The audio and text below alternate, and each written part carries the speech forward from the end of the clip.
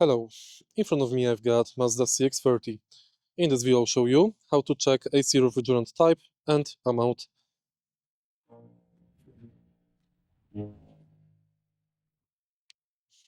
To check AC refrigerant type and amount, take a look under the hood. Right here under the bonnet you can find this sticker.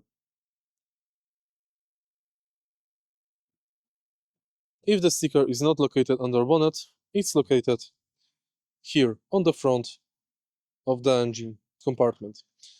From this sticker we can learn that this car uses R124 1234 YF refrigerant, and it has amount of almost half kilogram. If you find this video helpful, please leave like, comment and subscribe.